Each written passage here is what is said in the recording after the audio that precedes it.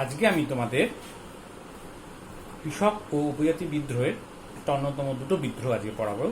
হচ্ছে সাঁওতাল বিদ্রোহ এবং মুন্ডা বিদ্রোহ। এই দুটো আজকে পড়াবো। দেখো, কিন্তু আগের দিনই তোমাদের বলে দিলাম যে কৃষক ও উপজাতি বিদ্রোহ, এই কৃষক আর উপজাতি উদাহরণ কারা? এই সাঁওতাল এবং মুন্ডারা। তাহলে আমি ওই যে কারণগুলোকে ওগুলোকে আবার একটু ভালো করে এক এক করে তোমাদের একটু বলে দিই। প্রথমে দেখব কি সাঁওতালদের কোথায় আদি বাসস্থান ছিল। আমরা দেখব বিহারের যে ভাগলপুর জেলায় অন্তর্গত যে দামিনী কোহো, অর্থাৎ সেটার নাম হচ্ছে পাহাড়ের প্রান্তদেশ। এই অঞ্চল থেকে বীরভূম পর্যন্ত একটা বিস্তীর্ণ অঞ্চলে ছিল সাঁওতালদের বাস। ঠিক। এবং তোমাদের এই প্রসঙ্গে একটা কথা বলে রাখি যে জঙ্গলমহল একটা শব্দ পাও তোমরা হচ্ছে ওই অঞ্চলগুলো, বীরভূম, বাঁকুড়া, পুরুলিয়া, এই অঞ্চলগুলো এবং ঝাড়খণ্ডের যেগুলো বর্তমানে ওই অঞ্চলগুলোই হচ্ছে তোমার জঙ্গলমহল নামে পরিচিত। সাঁওতালদের যে বাসস্থানটা তোমরা বুঝলে, ভাগলপুর অঞ্চল থেকে বীরভূমের প্রান্ত পর্যন্ত এই অঞ্চলেই ছিল সাঁওতালদের আদি বসতি।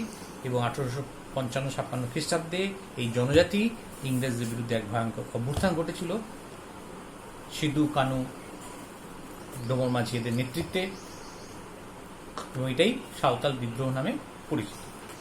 এখানে একটা জিনিস জানবো যে তোমাদের বইতেও লেখা আছে হুল। হুল মানে কি? সাঁওতালি ভাষায় হুল মানে হচ্ছে বিদ্রোহ, হুল কথার অর্থ। আর সাঁওতালটাকেও একসাথে বলা হয় খেরোয়ারি হুল। খেরোয়ারি মানে হচ্ছে সাঁওতাল, ফলে খেরোয়ারি হুল বা সাঁওতাল বিদ্রোহ নিয়ে তোমাদের আজকে আমি আলোচনা করব। তো প্রথমে কি দেখবো, ফার্স্ট পয়েন্টটা তোমরা আস্তে আস্তে শুনে রাখবে, উচ্চ হারে রাজস্ব আদায়, ঠিক আগের মতো। কারণ কি করছে, কর্নওয়ালিস প্রবর্তিত চিরস্থায়ী বন্দোবস্তর ফলে এই সাঁওতালরা বাস্তুচ্যুত হচ্ছে। তাদের অরণ্য অঞ্চল যেগুলো ছিল, অরণ্য অঞ্চলে যে রুক্ষ এবং পতিত জমি, সেগুলোকে উদ্ধার করে তাকে কি করা হচ্ছে, চাষযোগ্য জমিতে পরিণত করছে। ফলে ব্রিটিশ সরকার ওই অঞ্চলগুলো অর্থাৎ সাঁওতালদের যে এলাকাগুলোকে এই জমিদারি বন্দোবস্ত বা চিরস্থায়ী বন্দোবস্তর আওতায় এনে ফেলা হচ্ছে। তার ফলে কি হচ্ছে, চিরস্থায়ী বন্দোবস্তের যে উচ্চ রাজস্ব হার ছিল, সেই রাজস্ব হারটাও কিন্তু এই সাঁওতালদের এই অঞ্চলের উপর পড়ে যাচ্ছে।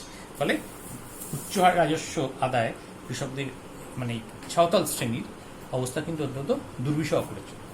তাহলে এই পয়েন্টটা তোমরা বুঝতে পারলে। ফার্স্ট পয়েন্টের নাম হচ্ছে উচ্চ হারে রাজস্ব আদায়। হ্যাঁ, দুই আমি কি দেখব, আগে বলেছিলাম মহাজনদের শোষণ, একই ব্যাপারটা। সেই নগদে রাজস্ব আদায় হতো কার বদলে? শস্যের বদলে। সেই টাকা তারা দিতে না পেরে তারা কার দ্বারস্থ হতো? মহাজনদের দ্বারস্থ হতো। মহাজনরা তখন তাদের ঋণের জালে জড়িয়ে দিত। ঠিক এভাবেই তাদেরকে চলতে লাগলো। ফলে ভয়ঙ্করভাবে তারা প্রতারিত, শোষিত হতো। এর বাইরে একটা খুব ইন্টারেস্টিং জিনিস আছে তোমাদের বলি, সেটা হচ্ছে থার্ড পয়েন্ট যেটা বলবো, ব্যবসায়ীদের প্রতারণা। ঠিক, সেটা কি হচ্ছে, কোনো দ্রব্য বেচার সময় সাঁওতালরা কি করছে, মহাজনদের যে বাটখারা ব্যবহার করছে তার নাম বলা তো কেনারা। আবার বলছি, সাঁওতালরা কোনো দ্রব্য বেচতে মহাজনদের কাছে গেছে, এবার মহাজনদেরই যে বাটখারা সেটাই ব্যবহার করা, তা সেটাকে বলা তো কেনারা। এবার তারা দ্রব্য কেনার জন্য কি করতো, বেশি ওজনে বাটখারা দিত, ঠিক সাঁওতাল ঠকার জন্য। আবার দেখো, আরেকটা ছিল বাটখারা হচ্ছে বেচারাম। সেটা কি না, দ্রব্য বেচার জন্য মহাজনরা কি করছে, কম ওজনে বাটখারা। এইভাবে সাঁওতালদের বারবার প্রতারিত করা হবে। এই জায়গাটা তোমাদের একটু ক্লিয়ার করে দিই, কিভাবে বুঝবে। দেখো, সাঁওতালরা যখন কোনো কিছু বিক্রি করতে যাচ্ছে, অর্থাৎ তারা যত জিনিস বিক্রি করতে যাচ্ছে, মহাজনরা দেখাচ্ছে কি কম জিনিস নিয়ে এসছে, মানে ধরো 1 কেজি জিনিসের ওজন তারা বিক্রি করছে, কিন্তু মহাজনরা বাটখারাটাকে কম করে দেখাচ্ছে, বলছে এটা 900 কেজি, 900 গ্রাম, অথবা আমি দাম দেবো কত, 900 গ্রাম, অথচ অ্যাকচুয়াল কিন্তু 1 কেজির দাম। তাহলে এই 100 গ্রামের দামে তারা ঠকিয়ে দিচ্ছে। এই যে বাটখারাটা ব্যবহার হচ্ছে তাকে বলা হচ্ছে বেচারা। তাহলে এটা বুঝতে পারলে, তাহলে উল্টোটা বোঝো যে সাঁওতালরা যখন কোনো কোনো কিনতে যাচ্ছে, একইভাবে 1 কেজি জিনিস ওজন কিন্তু কিনতে যাচ্ছে, কিন্তু ওদের কত দিচ্ছে, বেশি ওজনের বাটখারা দিয়ে দিচ্ছে, দিয়ে তাদেরকে ওখানে লোকসানে ফেলে দিচ্ছে। ঠিক, তাহলে এইভাবে কেনারাম এবং বেচারামের মাধ্যমে সাঁওতালদের কিন্তু ভয়ঙ্করভাবে প্রতারিত করা হতো এই ব্যবসায়ী শ্রেণীটা। তাহলে এই একটা কারণ গেল। নেক্সট কারণ আমরা কি দেখব, দেখো সরকারি যারা কর্মচারী বা ঠিকাদার তাদের অত্যাচার, বিশেষ করে কারণ রেল কর্মচারীদের। তাহলে এবার বলি, তোমরা অলরেডি পড়ে ফেলেছো 1853 খ্রিস্টাব্দে ডালহৌসির সময় রেলপথ নির্মাণ হয়েছিল, ভারতের রেল ব্যবস্থা চলাচল শুরু হয়েছিল। ফলে তার পরবর্তী কয়েক বছরে ভারতের বিভিন্ন প্রত্যন্ত অঞ্চলে কিন্তু এই রেল ছড়িয়ে পড়ছিল, তাই তো? ফলে এই সাঁওতালদেরও যে অঞ্চল, একদম প্রত্যন্ত অঞ্চলেও চেষ্টা করা হয়েছিল রেলপথ বিস্তার করতে। তো সেখানকার যারা ঠিকাদার সরকারি কর্মচারী ছিল, যারা ওই কাজের সাথে যুক্ত ছিল, তারা কিন্তু নানাভাবে সাঁওতালদের অত্যাচার করত। তাদের গৃহপালিত পশু থেকে আরম্ভ করে মুরগি, মানে ক্যাটেলস, সব কিছু তারা নিয়ে নিত। এমনকি গর্ভবতী নারীদেরও তারা কোনো অত্যাচার করত। ফলে তাদের এই সম্মানহানি ঘটানো নারীদের, এটা সাঁওতালদের বাধ্য করেছিল একরকম যে এই উপনিবেশ শাসনের বিরুদ্ধে বা জমিদার শাসন মিলিত শক্তির বিরুদ্ধে বিদ্রোহে যেতে। এর বাইরে একটা কি দেখব, যে এর বাইরে যেটা দেখবো যে নীলকরদের শোষণ। এখানে কি হচ্ছে, একটু তোমরা পড়বে পরে, এরপরে একটা আমাদের কারণ আছে নীলযুদ্ধের কারণ, যেটা তোমরা আগেও শুনেছো। সেই নীলকররা কিন্তু এই সাঁওতালদের উপর কিন্তু বিভিন্নভাবে অত্যাচার করতো। তাদেরকে জোর করে দাদন প্রথার মাধ্যমে নীল চাষে বাধ্য করা হতো, ঠিক? যদি সেটা আমি পরে ডিটেল তোমাদের বলবো। তাহলে নীলকরদের শোষণ একটা কারণ ছিল।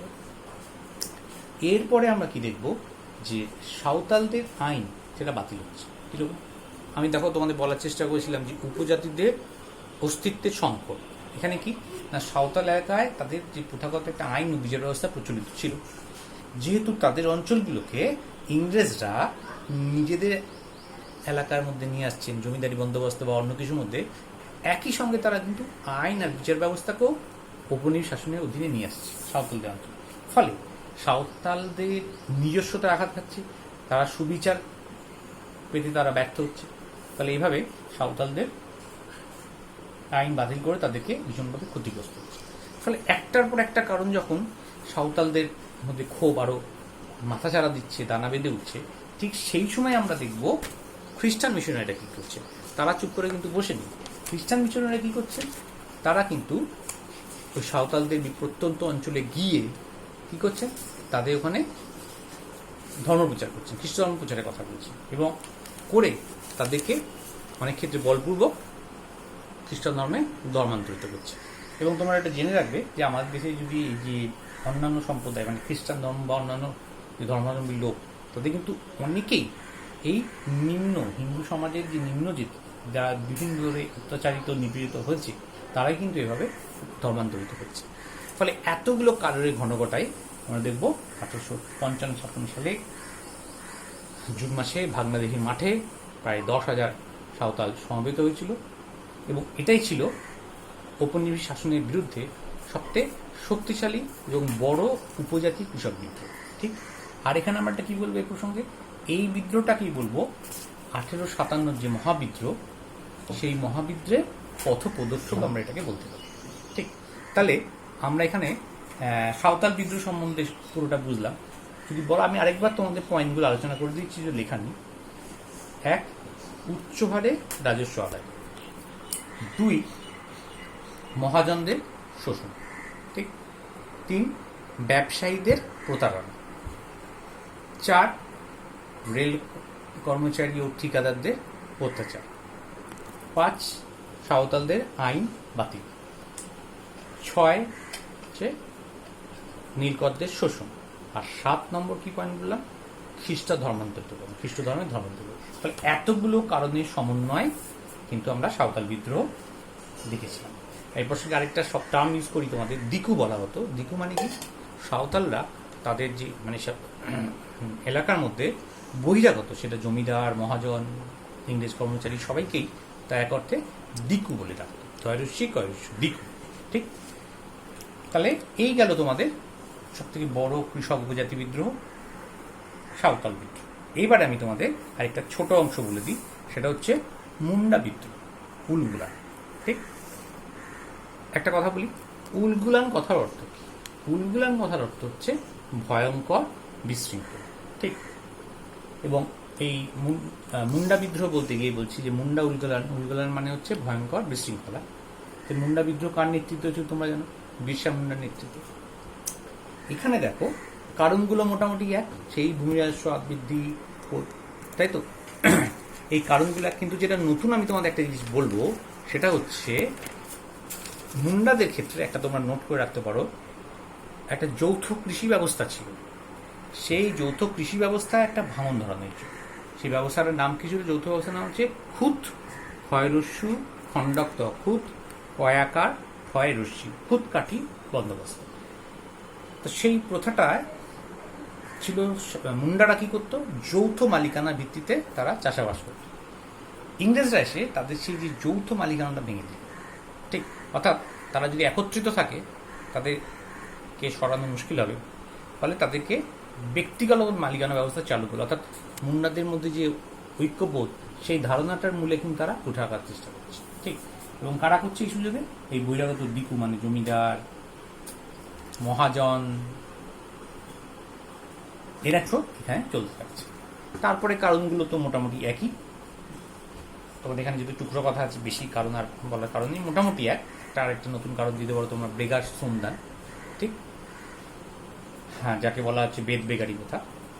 এই বিষয়ে আরেকটা কথা বলবো, এই যে বিরসা মুন্ডা, তার সম্বন্ধে বিশেষ করে বলতে হবে, কারণ মুন্ডারা মনে করতেন যে এই বিরসা হচ্ছে অলৌকিক শক্তির অধিকারী, ঠিক? ফলে তিনি পারেন মুন্ডাদের এই প্রতিকূল পরিবেশ থেকে তাদেরকে উদ্ধার করতে। ঠিক সেই কারণেই বিরসা মুন্ডার ডাকি তারা দলে দলে লোক এখানে এই ছাতার তলায় অংশগ্রহণ করেছিল। এবং শুধু মনে রাখবে, এই বিদ্রোহটা হয়েছিল 1899, অর্থাৎ শেষ বিদ্রোহ। কিন্তু একটা চরিত্রগত পার্থক্য তোমাদের বলে দিই, সাঁওতাল বিদ্রোহ হচ্ছে 1858 আগে, ঠিক? তার মানে ব্রিটিশ ইস্ট ইন্ডিয়া কোম্পানির বিরুদ্ধে। আর মুন্ডা বিদ্রোহ হচ্ছে কার বিরুদ্ধে? কারণ তখন তো ইস্ট ইন্ডিয়া কোম্পানি নেই, তখন হচ্ছে মহারানীর শাসন, তাই তো? ফলে ইংরেজ সরকারের বিরুদ্ধে হচ্ছে, ঠিক? যদিও মূল কারণ সেই জমিদার, নীলকর বা এই দিকু শ্রেণীর অত্যাচার, এবং মুন্ডারা তাদের উপর অত্যাচারের প্রতিকার চেয়ে কিন্তু মহারানী ভিক্টোরিয়ার কাছে কিন্তু তারা প্রতিবাদ জানিয়েছিল। এটা তোমাদের একটা জানালাম, ইন্টারেস্টিং বলেই। ফলে মুন্ডা বিদ্রোহটায় এই একটা সংক্ষিপ্ত রূপ, এবং এটাই ছিল হচ্ছে শেষ কৃষক উপজাতি বিদ্রোহ। তাহলে এইভাবে তোমাদের কৃষক ও উপজাতি বিদ্রোহ পর্যায়টা শেষ হল।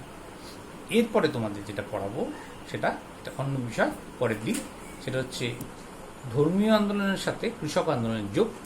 সেটা আমি পরের দিন তোমাদের আলোচনা করব। আজকে এই পর্যন্ত।